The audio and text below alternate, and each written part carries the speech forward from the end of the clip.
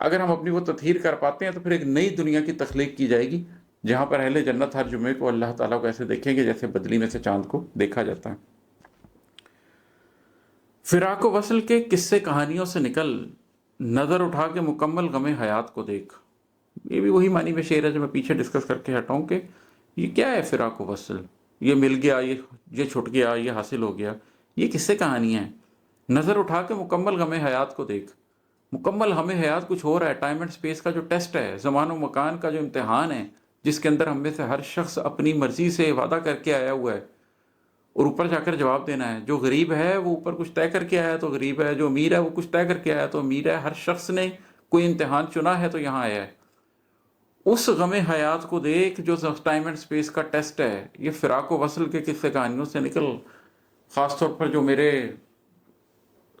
جو شعراء کا پورا قبیل ہے ایک، ان کو میں کہتا ہوں کہ بھائی ان سے نکلو، غم حیات کے اوپر بات کرنے کا وقت ہے، آخر زمان آ گیا۔ سوائے عجز کے میں کچھ بھی لا نہیں پایا، میرا عمل نہیں یارب میری بساط کو دیکھ۔ نبی کریم صلی اللہ علیہ وسلم جب اللہ تعالیٰ کے حضور پیش ہوئے معراج کی رات، تو اللہ تعالیٰ نے ان سے پوچھا کہ آپ کیا لے کر آئے ہیں؟ تو آپ صلی اللہ علیہ وسلم نے فرمایا کہ میں وہ لایا ہوں جو آپ کے پاس نہیں ہے، میں آپ کے پاس عجز لے کر آیا ہوں، کیونکہ اللہ کے ہاں عجز نہیں ہوتا، اس کی شان بڑی اونچی ہے۔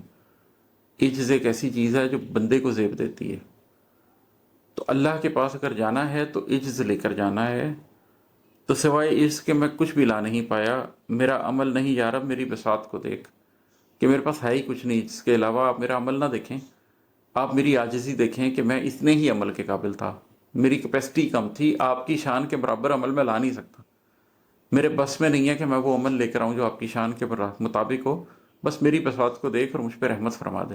یہی ہر مسلمان کی کوشش ہونی چاہیے۔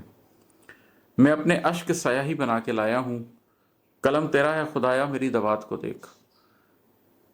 کہ لکھنا تو اللہ نے ہے، اس دنیا میں بھی میری تقدیر اللہ نے لکھنی ہے، آخرت میں بھی میری تقدیر اللہ نے لکھنی ہے، لیکن اشکوں کی ایک سیاہی لے کر ہم اللہ کے حضور پیش ہو سکتے ہیں، روتے ہوئے اللہ کے حضور رات کو پیش ہو سکتے ہیں کہ اللہ یہ اشک ہیں، میرے ان اشکوں کو سیاہی کے طور پہ قبول فرما لے اور اپنے قلم سے میرے لیے معافی لکھ دے، میرے لیے عفو درگزر لکھ دے۔